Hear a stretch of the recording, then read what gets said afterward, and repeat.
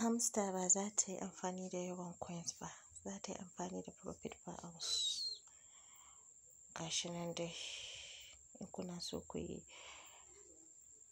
ƙara yawan profit per hours ɗinku, to ga su nan dai na shiga cikin specials, bayan nan na shiga BTC ɗin ga yi nan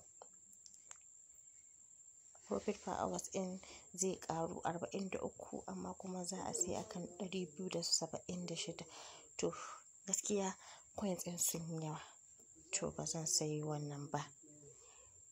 Gayi nan ba zan sayi wannan ba saboda idan na ce in sayi to coins ɗina za su ragu. To ina iya sayar da 200 ne kawai da 76 ba cewa aka yi 2000. To indai na fita nan to zan ƙara shiga fan token. Gayi nan na shiga fan token, to fan token shi profit per hours ɗin abin da zai ƙaru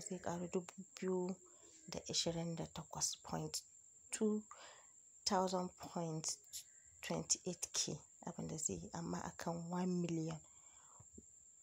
Gashi nan dai miliyan 1,598 ga su nan dai, ga su nan dai. To idan kuna buƙata ni dai na riga na sayi ba zan ƙara cewa in sayi wani ba. To ga nan na buɗe card ɗina wanda kuma hamster ga su nan dai da yawa, ga su nan dai da yawa.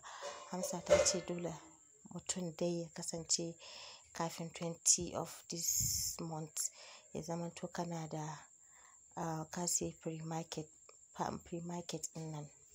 To gayi nan ni na riga na sayi shi gaskiya. Do ina stikun na buɗe su card ɗin nan duk buɗe suke.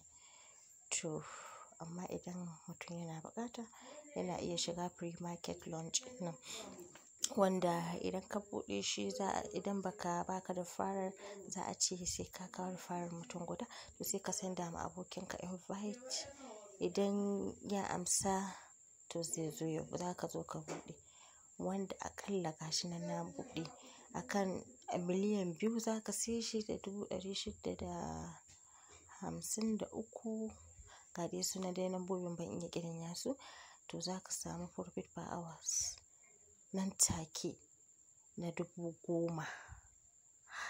To gayi nan na fita. Gayi nan dai duk yadda kake so za ka ga dai su nan, ga dai su nan, ga dai su nan.